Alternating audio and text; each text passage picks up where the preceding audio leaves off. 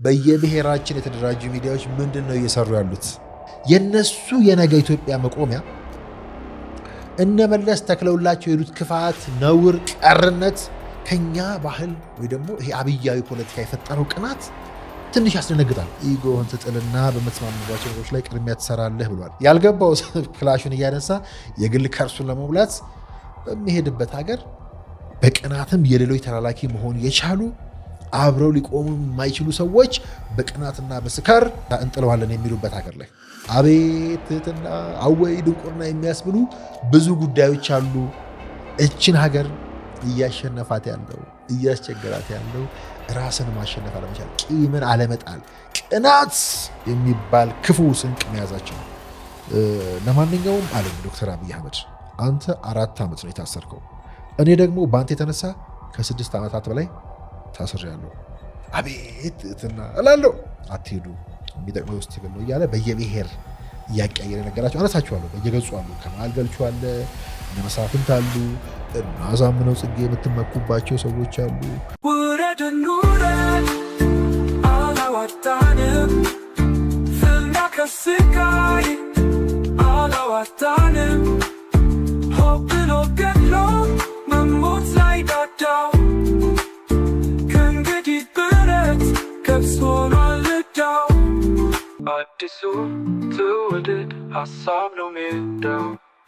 ሰላም ሰላም ሰላም ሰላም የሜዳችን ታዳሚዎች እንደምን ቆያችሁን? እንደምን አላችሁ? ሀሳብ ሜዳ ደጋግመን እንገናኛለን።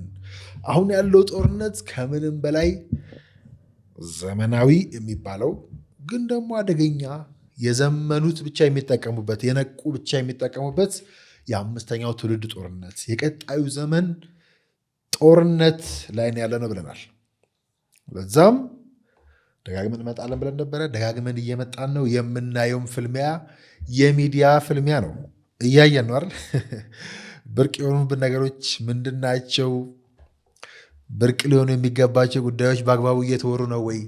ሰላማችንን እንዴት አቢዩዝ እንደሚያደርገው እዚህ ማህበራዊ ሚዲያ ላይ ያለ ተንታኝ ነኝ የሚል በየብሔራችን በሰው ስም የሚነግድ በፖለቲከኛ ስም የሚነግድ የሚሸቅጡ ሰዎች በኢትዮጵያ ስም የሚነግዱ ተላላኪዎች ሰላማችንን የምንፈጥራቸውን በጎ ነገሮች ብርቅ የሆኑብን ነገሮች እንዴት እንደሚተነትኑት እያየን አይደለም ወይ? መንቃት የለብንም ወይ? ፍልሚያው ያለው እዚህ አይደለም ወይ? በየብሔራችን የተደራጁ ሚዲያዎች ምንድን ነው እየሰሩ ያሉት? የጌታቸው ረዳ አቋም፣ የጌታቸው ረዳ መገፋት፣ የጌታቸው ረዳ ከአብይ አህመድ ጋር ቆሞ መታየት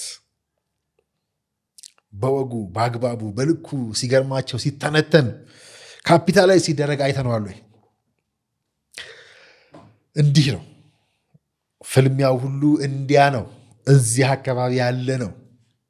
ለዛ ነው እንግዲህ አቤት ድንቁርና አወይ ትህትና እያልኩ የምቀጥልበት የመጽሐፌ ክፍል አለና አቤት ትህትና እላለሁ፣ አወይ ድንቁርና እላለሁ ደግሞ ተቃራኒውና።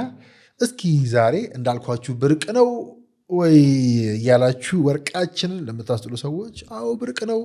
ብርቅነቱ በየመልኩ በየቀኑ በየፎርማቱ እየተቀያየረ መምጣት ይችላል እላለሁ። እና ከሚገርመኝ ነገር አንዱ ገርሞኝ ነው ርዕሱ ራስ ሰጥ ራሱ መጽሐፌ ላይ አቤት ትህትና አወይ ድንቁርና ብዬ የጀመርኩት ማለት ነውና ይህ ድል ከውጭ ጠላት ጋር በተደረገ ተጋድሎ የተገኘ ድል ቢሆን ብዙ የሚወራለት ነበር። የሞተውም ወገናችን የወደመውም ሀብታችን ነውና እንዳንኮራበት ሆነናል። እንግዲህ ይህ ከትግራይ ወታደራዊ ድል ማግስት ጠቅላይ ሚኒስትሩ በአደባባይ ሲናገሩ በጋራ የሰማነው ነው። ከዛ በኋላ የቀጠለውን የድል ሽሚያ ስለምናቅ ብቻ ሳይሆን ጠቅላይ ሚኒስትሩም ስለነገሩን እንዲያው አለፍ ያልኩ ከራሴው መስመር ላይ ያሸነፈውም እውነት ነው። ያሸነፈው የኢትዮጵያ እናቶች እንባና እውነት ነው ይልና ይቀጥላል። ወደ ዘመናዊው ወደ ብልጽግናው ፍልሚያ ወደዛ እንሻገር፣ እንዘጋጅ፣ ወደ ዋና ውጊያ እንግባ። ከውጊያ ታሪክ እንድንወጣ በፍጥነት ወደ ብልጽግና እንግባ። አሁን ያሳየነውን ጀግንነት በልማትም እንድገመው። ከልመና ያልወጣ ሀገር የተሟላ ነፃነት የለውም። በብሔር መከፋፈልን በቃ ካልን ድል መከፋፈልን ማስቆም ከቻልን በደንብ በሂደት እንበለጽጋለን። በተባበረ ክንድ ወደ ሰላማችን ወደ ብልጽግናችንና ወደ ህጋዊ ምርጫችን መጓዝ ከሁላችን ይጠበቃል እያሉ ይቀጥላሉ። እንግዲህ ብርቅ ነው ወይ ከአንድ ኢትዮጵያዊ የጦር ኃይሎች ጠቅላይ አዛዥ በጦርነት በዚያ ከባድ ሊባል በሚችል ፈጣን በሆነ ኢትዮጵያን ሊበላ ሊውጥ ወንበሩን እሱን ጠቅልሎ ሊውጥ የመጣን ጠላት የመጣን ክፋት የመለሰበት ድል ከዛም መልሶ ድሉን ባገኘ ማግስት በአደባባይ ፓርላማ ላይ እንዲህ የሚል መሪ ኢትዮጵያ ውስጥ ዘራፍ ባህላችን በሆነበት ደመላሽ ለወንበሬ የመጣን በሙሉ ጨርሳለሁ የሚል ባህል ማንነት ባለበት ሀገር ውስጥ እንዲህ የሚል መሪ ብርቅ ነው ወይ ካላችሁ በጣም ብርቅ ነው።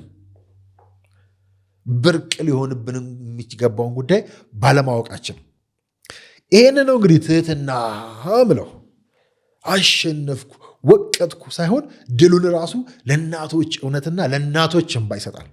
በሴቶች ጥቃት በነብርቱካን ድራማ በነብርቱካን መድፈርና መደፋፈር ልትከሰው የምትሞክረው ሰውዬ የእናቱን ትንቢት አምኖ እውን ያደረገውን ሰውዬ በሴት የምታጠይቀውን ሰውዬ በሴት ልትከሰው የምትፈልገውን ሰውዬ አንተ በፈጠርከው የቀነጨረ ሴሰኝነት ማንነት ውስጥ በተፈጠሩ ድራማዎች እና የአንተ ተረት ተረት ጥራዞች ውስጥ በሴት ልታጠለሽ የምትሞክረው ሰውዬ ድሉን ለሴቶች ይሰጣል። ጦረኛ ነው፣ ወገኑን ጨፈጨፈ፣ ወገኑን ገደለ የምትለው ሰውዬ በወገኔ ላይ ያገኘሁት ድል ነው። አንተ እርስ በርስ ጦርነት ያልክ ስትደልቅ በወገኔ ላይ ያገኘሁት ድል ስለሆነ አልኩራራበትም። ከዛስ ዛሬ የሚካሄደው ብልጽግና ፍልሚያ የገባው ሰውዬ እንችላለን እችላል አሳየ። በቃ ግን ዋና ፍልሚያ ያ ነው ይልሃል። ያልገባው ክላሹን እያነሳ የግል ከርሱን ለመሙላት በሚሄድበት ሀገር ድሉንም እንቶ በወገን ላይ የተገኘ ድል ነው። ፊታችን ወደ ልማት እናዙር። ይህ ድል በእናቶች እውነትና እንባ የተገኘ ድል ነው የሚል ትህትና ማግኘት። ከዛስ የክላሽ አምሮት የጥቁር ክላሽ አምሮት የድል ሽሚያ እንደሚኖር እዛ ላይ ነግሮን ነበረ። በማግስቱ የተጀመረው ሌላ ሁለቱ ብዬ በባለፈው ፕሮግራም የጀመርኩት በቀደመው ፕሮግራሜ ያነሳውላችሁ ሁለቱ ብዬ የጀመርኩትን ጎራ የፈጠረ ሁለቱ ከእሱ ጋር የነበሩት እየሄዱ ሁለት የሆኑበት ከዛ ያን ያስታረቃቸው ሁለቱ እንፋቀር እንጋባ ያሉበት ነውረኛ ሆነው አደባባይ ላይ የቆሙበት ሊቀላቀሉ የማይችሉትን ያቀላቀለ ያሰከረ ያን ሁሉ የፈጠረ ክላሽ ሁሉም እያያዘ መከላከያን እየገደልክ ያስከው ክላሽ መከላከያን እያጠለሸ ዙፋን ነቀንቃለሁ ብለህ እስከ ዛሬ የቀጠለው ትግል የጀመረው ያኔ ነበር። እሱ ግን ትሁት ሆኖ ነበረ። አሸንፍ ያለው አይደለም ያለው በወገኔ ላይ ያገኘሁት ድል ነው። አያኩራራም። ድሉም በእናቶች እውነትና እንባ የመጣ ነው። ባይሆን ወደ ትልቁ እንሻገር የሚል መሪ ኢትዮጵያ ውስጥ ማግኘት ብርቅ ነው ወይ ካልከኝ በጣም ብርቅ ነው። ፍልሚያውም ሁሉ አሁን የምናየው ፍልሚያ በሙሉ እሱ ስለሆነ ማለት ነው። ከዛ በኋላ የቀጠለው ግብግብ በሙሉ እሱ ስለሆነ ማለት ነው።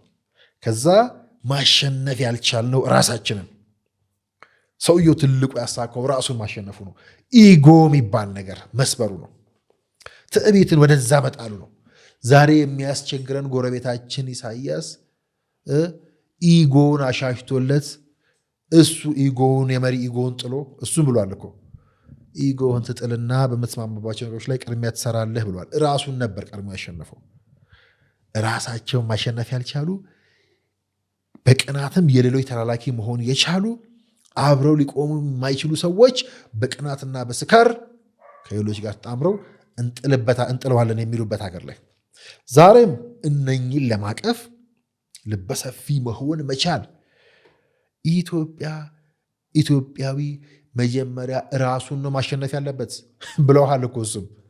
ነፃ ያልወጣ ህዝብ፣ ራሱን ያልቻለ ህዝብ ነፃነት፣ ሉዓላዊነት ምናምን እያለ ሊተርክ አይችልም።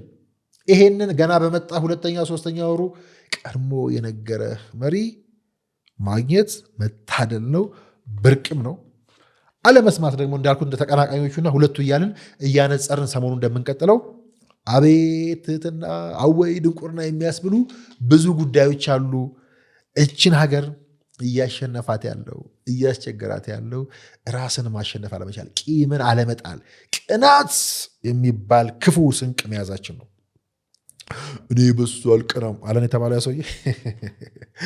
እስኪ ከመሻገሪያችን በኋላ ከብርቅነህ መተን ወደ ቀናተኞቹ ወደ አሰከራቸው ወደ ሰከሩት ወደ ሁለቱ ሌላኛው ሁለተኛ ምዕራፍ እንሻገራለን። አብራችሁን ቆዩ። ያላችሁት ከሀሳብ ሜዳ ጋር ነው። አዲሱ ትውልድ ሀሳብ ነው ሜዳው። ተመልሰናል። እንግዲህ እያነሳን ያለነው የሁለቱን ጉዳይ ነው። የሁለታችን ጉዳይ አለንበት፣ እኔም እናንተም ሁላችንም ያለንበት። ሁሌ እያነጸርን ካላየን፣ አንድ ወገን ብቻ እያየን ስለ ሀገር ማሰብ፣ አንድ ከርስን እያሰብን አንድን የሆነ አካል እያሰብን ስለ ትልቋ ኢትዮጵያ ማውራት አይቻልም። ስለዚህ እሱን ማድረግ ያስፈልጋል። እያነጸርናቸው ነው። እንግዲህ ይሄ ቅናት የምለው እንዳልኳችሁ የቅናት የአሁን ባህላችን ላለመሆኑ ወይም ደግሞ የአሁን ገጽታ ላለመሆኑ ለእኔም ለሀገራችንም አዲስ ያልሆነ እኔም በመጽሐፌ ውስጥ ምናልባት ራሱን ችሎ ገልጬ ያየዋለሁኝ በሱ ላለማርከም ነው ወይ ደግሞ ያለንን ሰዓት ለመቆጠብ እንጂ ለእኔም አዲስ አለም። እኔ ከ4-5 ዓመት በፊት በጨረሱ መጽሐፍ ውስጥ ጠስካር የሚል እንዳልኳችሁ እንዲሁም ከቅናትም ተሻግሮ ይሄ በኢትዮጵያ ታሪክ ውስጥ ወደኋላ ስንሄድ በነ ወልደ ሕይወት ለምሳሌ በነ ዘርዓ ያዕቆብ ራሱ ቀኑብኝ ብሎ ልክ እንደሚመን ነው እና ከዛ አንስቼ ነበር ሁሉ ወደኛ ያመጣሁትና አሻሽዬን ጠስካር ያልኩት እንዲሁም ከኛ ባህል ወይ ደግሞ ይሄ አብያዊ ፖለቲካ የፈጠረው ቅናት ትንሽ ያስደነግጣል። አንቀናበትም ምናምን ቅድም ያልኳቸው ፖለቲከኞች በአብይ ትቀናለህ ምናምን አሉኝ ይልና የሚሰጠው መልስ ራሱ ቅናትን ከፍ አድርጎ የሚገልጽልኝ ሆነ። ስካር ነኝ ከመቅናትም የጠሰከሩ ጠስካር ማለት የፈለግኩት ለምሳሌ ተስካሩን አበላሁት እንደምንለው ምናልባት ጠስካራቸውን አበላቸው ላለው ማለት የጠጅ ስካር ውስጥ ነው የከታቸው አብይ አህመድ። የአብይ ሰይፍ የምለው እሱ የሌለ ማንነት እስክናይ ድረስ ማለት ነውና አልቀናም ለማለት ራሱ በመለስ ትቀናለህ ብባል እሺ፣ በኦባማ ትቀናለህ ብባል እሺ ይላል። ዩሲ ስትራቴጂስት ያልነው ሰውዬ የማይነጻጸሩ ነገሮችን ሲያነጽር አንድ፣ ሁለተኛ ደግሞ ነውሩን የላኪዎቹን ማንነት በአደባባይ ደጋግሞ እየነገረ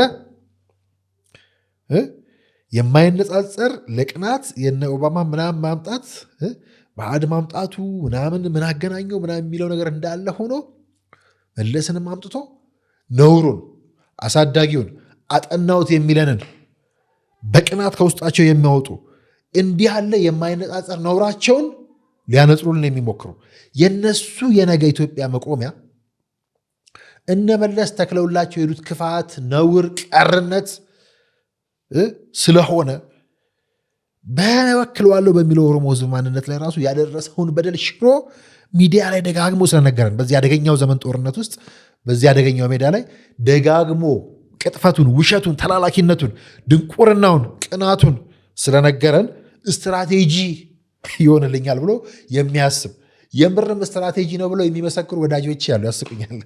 ስትራቴጂስት ነው ጂኒየስ ብለው የሚሉ አሉ። ከዚህ በፊት ብየዋሉ።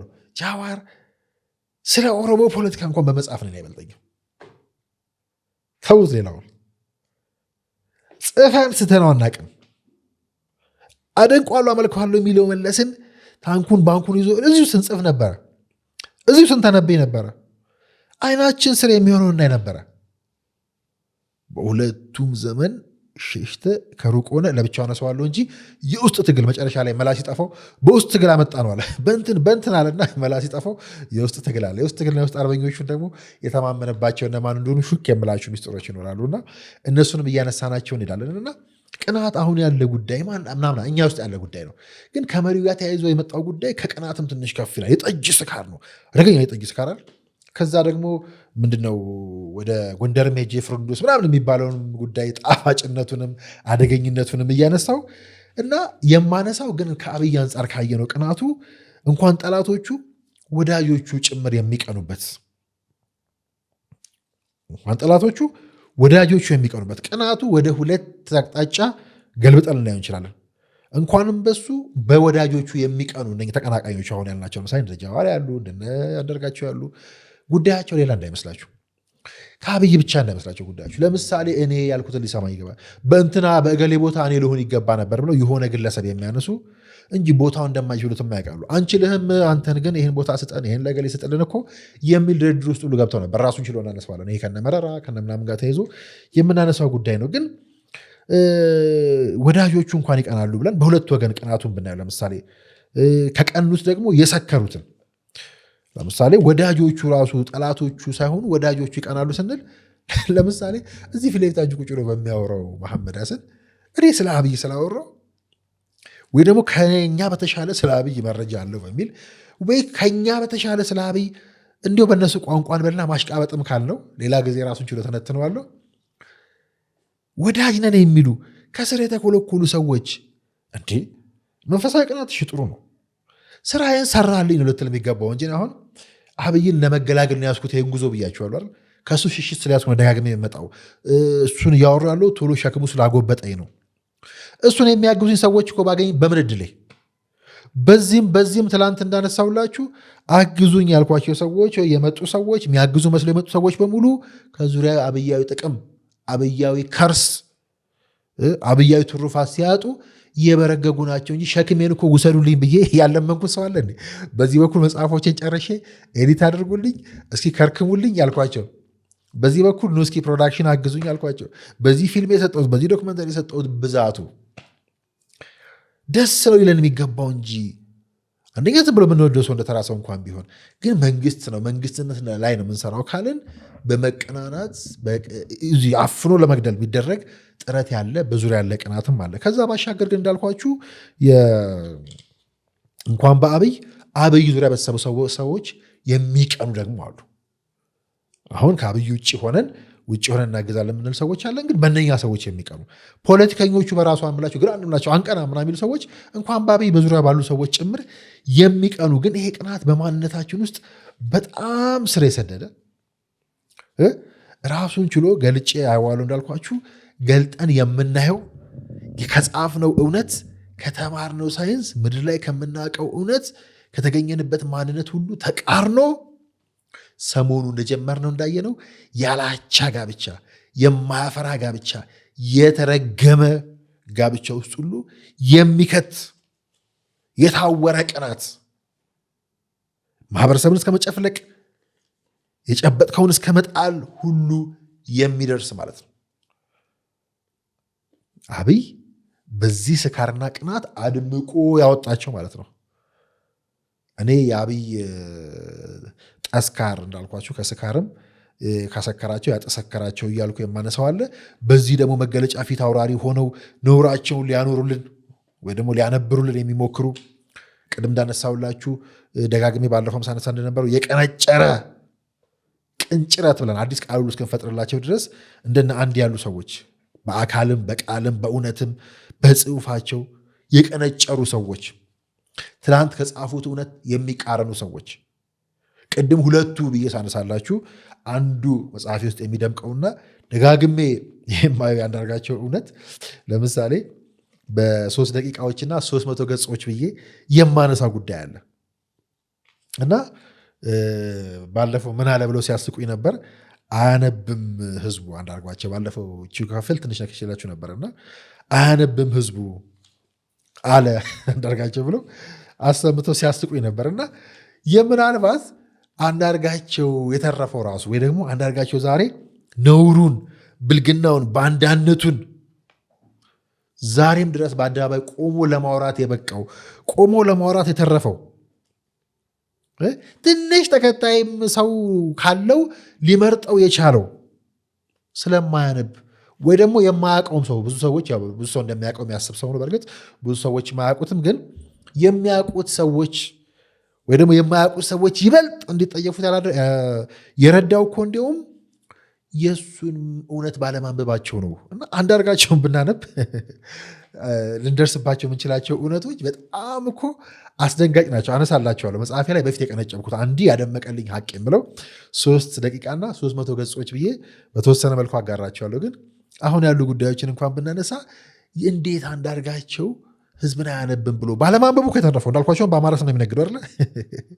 እና የአማራ ህዝብ የለም ብሎ ማለት ብቻ ሳይሆን መጽሐፍ የጻፈ ሰውዬ ከዛ በኋላ ነፃነትን የማያውቁ ነፃ አውጪዎች ብሎ የተቸና ከእነሱ ጋር መልሶውን ጋብቻ የፈጸመበት እነሱን ከአብይ ጋር የሚያነጻጽርበት በኋላ አንዲ 3 ደቂቃና 300 ገጽን ሳነሳ ይበልጥ ይሄ ከሃዲነትና አያነቡም ብሎ የሚፈርጀው ሰውዬ እንዲያው ባለማንበባችን ተረፍን እውነቱን ስናጋራቸው ወይ ደግሞ ቢያነቡ ምን ያህል ከመቀንጨርም የሚንቀሳቀስ በድን መሆኑ ይደምቅ እንደነበረ ምን ያህል የከሃዲነት ልክ እንደሆነ አሁን ለኢሳያስ መላላኩ ብቻ እኮ አይደለም ከራሱ እየተቃረነ የሚኖር ሰው እንደሆነ ይረዱ ነበርና አያነቡም። ቢያነቡ ምን ሊሉት ይችሉ እንደነበረ እንግዲህ ማሰብ ነው። እንግዲህ ንባብና ሮድማፑን የራሱን ችሎ እናየዋለን። ግን ሮድማፑን ሰጠውት ይላሉ፣ ያኛውም ሮድማፕ ይላል። እኔ ሩድማፓቸው ለዋለሁ ሌላ ጊዜ እናየዋለን። ግን መዳረሻውና የሚወስደው ወደ ባንዳነት እንዲህ ከራስ ቃል ከራስ መጽሐፍ በተቃራኒ ወደ መራመድ ከሆነ የሚወስደው እንኳንም አላነበብን እንኳንም ህዝቡ አላነበበ እውነት ማንበብ የምትለው አንተ ማንበብ ብላችሁ የምትመጻደቁበት ይሄ ከሆነ እንኳንም ፊደል አልቆጠረ ህዝቤ ሁሉ ያሰኛል። እንኳንም አንባቢ ያልሆነ ህዝቤ ያነበበ እንዳንተና እንደ መሰሎች ስትራቴጂስት ነን እንደሚሉ በአእምሮ መቀንጨር መሰቃየት፣ በቅናት መሰቃየት የቅናታችሁም ልክ ጠስካር ወደምለው ስካር ከፍ የሚያደርግ ከሆነ ህዝቤ እንኳንም አልተማረ አላነበበ ብቻ ሳይሆን የእናንተ መጽሐፍ አላነበበ ብቻ ሳይሆን መጽሐፍ አላነበብን ብቻ ሳይሆን እንኳንም አላወቀ እንዲህ የመሬቱን ማንበብ የማይችል ህዝቡን ማንበብ የማይችል ፖለቲከኛ ነኝ የሚል ተንታኝ ነኝ የሚል ባለ ሮድማፕ ነኝ የሚል ባለ ስትራቴጂስት ነኝ የሚል ከዛስ ህዝቡን ባለማንበብ የሚተች እንዲህ አያነብም ብሎ የሚወቅስ ህዝብ ባለማንበብ የተረፈው ራሱ ሆኖ ሳለ ህዝብን፣ መሬትን፣ እውነትን የማያነብ ከፍቅር ከእውነት ከሀገር ከእምነት የተጣላ የቀነጨረ ሰው እንዴት ስለማንበብ ይላል? መሬትን ያላነበበ ህዝብን ያላነበበ እንዴት ያንተን እንቶፈንቶ አላነበበም ተብሎ ይወቀሳል?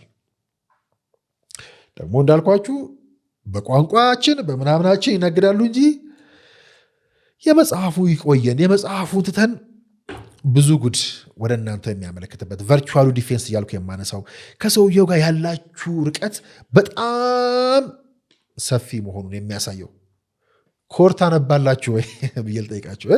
ዘመናዊ ቋንቋ ትችላላችሁ ወይ? 4 ኪሎ መግቢያ ቋንቋ አማርኛ፣ ኦሮምኛ፣ ትግርኛ ምናምን ይመስልሃል ወይ? አብይ አህመድ 4 ኪሎ የገባው በኦሮምኛ ይመስላል? 4 ኪሎ መግቢያው ከፈለክ አማርኛም ኦሮምኛም ትግርኛ ብቻ ሳይሆን እንግሊዘኛም አይደለም ከፈለክ። ያው ላኪዎቻቸው ትዝ አሉኝ። እንግሊዘኛ ስል ተላላኪነት መጥፎ ነው። ዋነኛ ላኪዎች ዋነኛ የረባሾቻችን አለቆች ጋር ይወስደናል። ማንነታቸው፣ አድራሻቸው ሌላ ጊዜ እንመረምረዋለን። ለማንኛውም ቋንቋ ታነባለህ ወይ ብላችሁ እንጠይቃችሁ። ዘመናዊ ቋንቋ ነው። ታዲያ ስለ ቨርቹዋሉ እያወራ ነው። ኮድ ታነባላችሁ ወይ ማለት ነው። ይሄ የአብይ ጠላቶችን በሙሉ በቅናት በክላሽ ብቻ 4 ኪሎ የሚገባ ይመስላቸው ክላሽ እያነሱ ታውረው ወደ ጫካ ሄዱ። ከራሳቸው ቃል ከራሳቸው ማህበረሰብ ከራሳቸው ማንነት ከእምነታቸው ከእውነታቸው ከሳይንሱ ከጻፉት ከጠረዙት በተቃራኒ የሚራምዱ የስካራቸው ልክ በጣም የሚያስደነግጥ እንዳልኳችሁ በዛ ግጥም እንደገለጽኩት የተቀላቀሉብኝ እለዋለሁ መጽሐፌ ላይ እንዴ ማለት ያኔ ነጻርቃ ሄደው ከነ ደብረ ጽዮን ጋር ከዛ በኋላ ሻዕቢያ አሁን ከወያኔ ጋር ከዛ በኋላ ደግሞ አሁን ፋኖ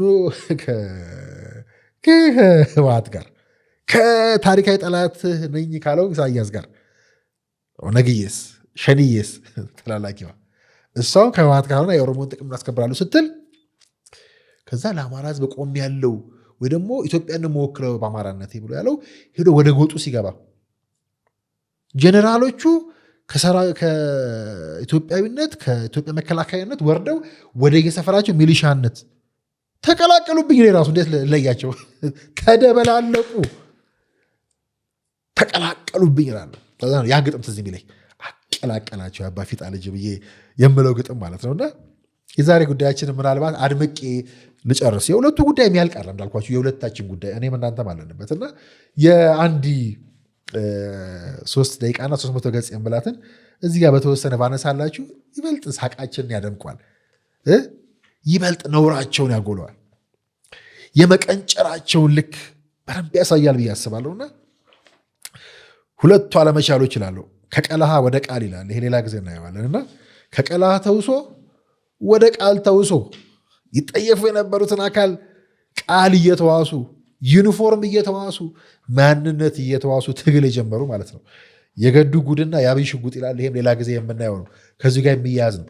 ነፃ ያወጣቸው ነፃ አውጪዎች ራሱን ችሎ እናየዋለን። ከአሁኑ ጋር አብሮ የሚሄድ ነው። በእርግጥ እያንዳንዱ የምጠቅሳቸው ባለፈው እንዳልኩትም ከኢሳያስ ጀምሮ አብይን የሚታገሉና ታጋይ ነባዮችን በሙሉ ብታዩ ከጫካም ወደ ሀገር ያመጣቸውም ከእስር ቤት አንጠልጥሎ ያወጣቸውም መርምሩ። ዝም ብላችሁ አትከተሉ። ጀግናዬ እያልክ በየሰፈሩ አትፎክር።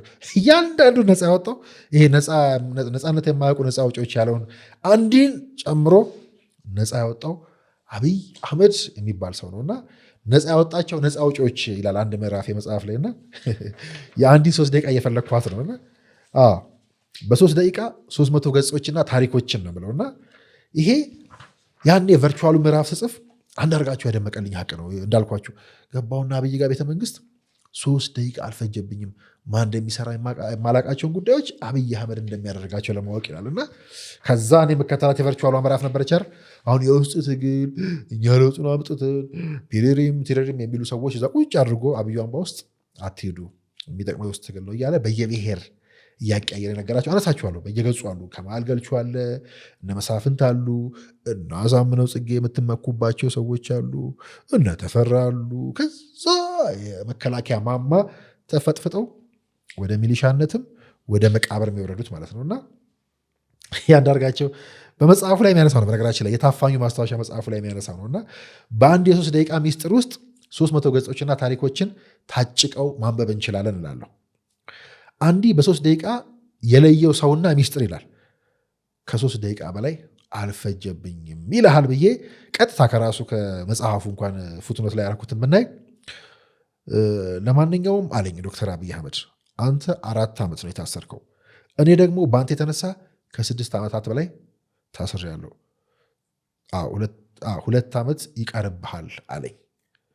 እንዴት ሆኖ ለሚለው ጥያቄ የሰጠኝ መልስ በጣም አስገረመኝ፣ አስደነቀኝ የሚለውንም ይጨምርበታል። አንዴ የሚነግረኝን ነገር እውነት ለመሆኑ ጥርጥር አልነበረኝም።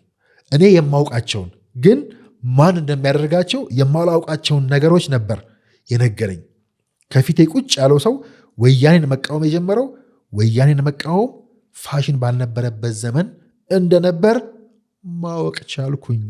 በሀገር ውስጥ የሚገኝ ፖለቲከኛ፣ የህዝብ መብት ተሟጋች፣ የዩኒቨርሲቲ ፕሮፌሰር ወያኔን ፈርቶ ምንም በማይልበት በማያደርግበት ወቅት አብይ ወያኔ ጉያ ውስጥ ተቀምጦ የወያኔ ስርዓት እድሜ እንዲያጥር ብዙ የጣረ ሰው እንደሆነ አዲሱ ትውልድ ሀሳብ ነው ሜዳው።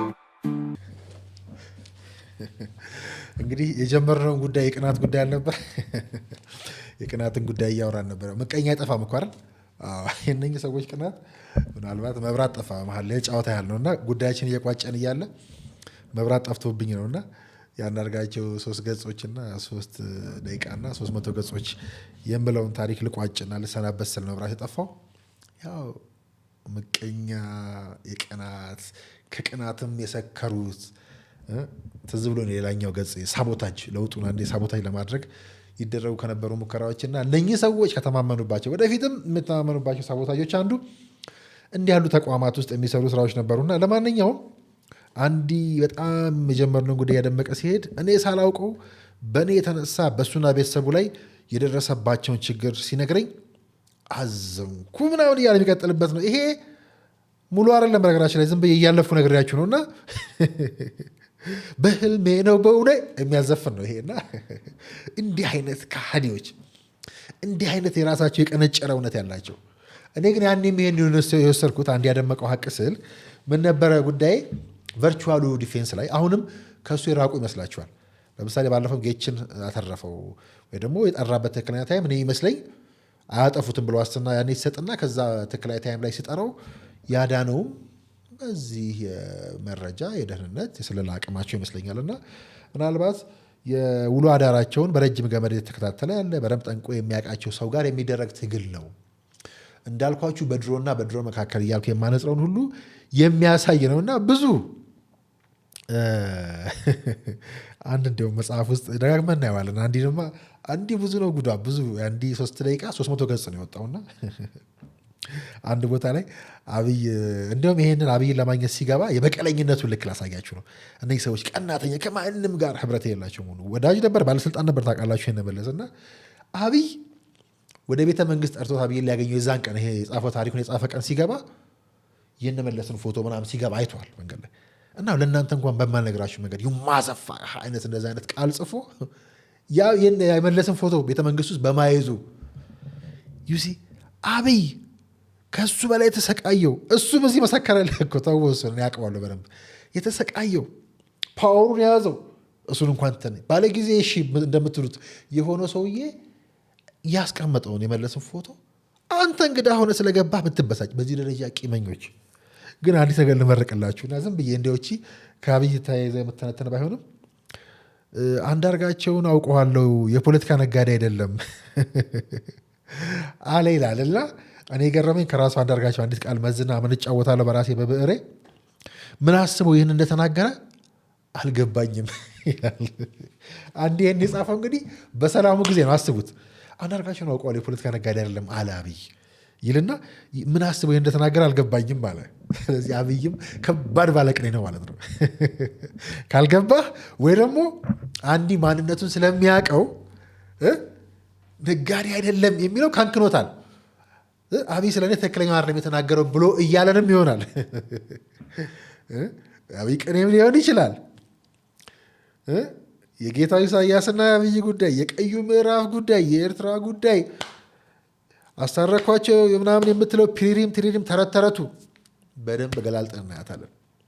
እነዚህ ሰዎች በቅናት የማያጠፉት ነገር የለም። እራሳቸውን እስከ ማጥፋት እኮ የደረሱ አልኳችሁ እኮ። ስትራቴጂስት ነን ያሉ ሰዎች፣ ሳይንቲስት ነን ያሉ ሰዎች፣ የዩኒቨርሲቲ ምሁራን ነን ያሉ ሰዎች፣ አይናችን ስር አደጋ ያሉ ሰዎች በሙሉ ተጋፍተው የሚገቡበት የስካር በር 4 ኪሎ እንገባለን እያሉ አንዱ ማህበራዊ ሚዲያ ላይ ማነው ጻፈ ያሉኝ 4 ኪሎ ወደ 4 ኪሎ ይወረዱ። ባለፈው እንዳልኩት እኔ እንደጻፍኩትም እነዚህ መንገድ ይሄ ስካር እንኳን 4 ኪሎ ቤተ መንግስት 4 ኪሎ በጀሞ ቡቲክና 4 ኪሎ በጀሞ ጠጅ ቤት አያደርስም። ስካር ክፉ ነው።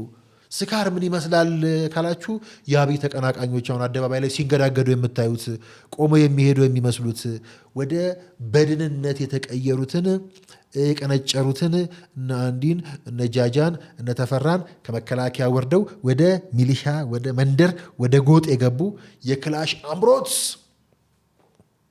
ትግላቸውን ህልማቸውን ያጠቆረባቸው አንድን ታናሻቸው መስማት ራሳቸውን ማሸነፍ ያቃታቸው የተሸናፊ ተሸናፊዎች ሁሉም በዚህ ሰውዬ ነፃ ይወጡ ከሁሉም ነገር ከሁሉም ቦታ ከቅናታቸው ግን ነፃ መውጣት ያልቻሉ ጭቃና ደም ለቅላቂ የምላቸው እነዚህን ይዘን እኛም ሳንነቃ እንደነዚህ ያሉ ግዑዞች እንደነዚህ ያሉ ቀንጨራዎች አሽከር ለመሆን ከተዘጋጀን በምን ሞራላችን ነው ሰላም የምንጠይቀው? ሰላም የእያንዳንዳችን አስተዋጽኦ አለበት።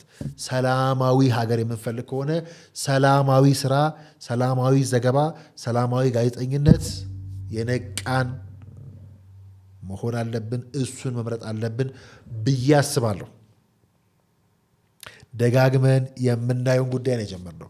ለአብሮነታችሁ ደግሜ ያመሰግናለሁ። የሰላም ጋዜጠኝነት መርሃችን ነው። ሰላማዊ ጋዜጠኝነትን አብዝተን እንሰራበታለን።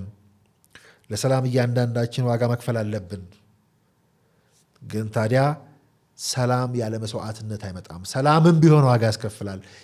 ከፈለጋችሁ ደመቅ አድርገን ስናወራ ያለ ደም የጸና ሀገር የለም። እሱን መዘንጋት አያስፈልግም። እሱን ማምታታት አደገኛ ነው። ለነኚህ ሰካራሞች፣ ለነዚህ ቀንጨራሞች አሽከር ለመሆን የፈቀደ እነኚህን እንዴት ብሎ ያላጠየቀ ስለ ሰላም መቼም ሊያወራ ይችላል ብለን አናስብም። ሁለታችን እያነጸር ነው ደጋግመን የምናየውን ጉዳይ ነው የጀመርነው። ለአብሮነታችሁ ደግሜ ያመሰገንኩኝ። ከዚህ ክፉ የዘመኑ አብያዊ ቅናት ይሰውረን፣ ይሰውራችሁ። ሁላችንንም አሜን አሜን እላለሁ። ሰላም ቆዩ። ውረድን ውረድ አላዋጣንም፣ ፍና ከስቃይ አላዋጣንም። ሆብሎ ገድሎ መሞት ላይ ዳዳው ከእንግዲህ ብረት ገብስ ሆኗል ዕዳው። አዲሱ ትውልድ ሀሳብ ነው ሜዳው።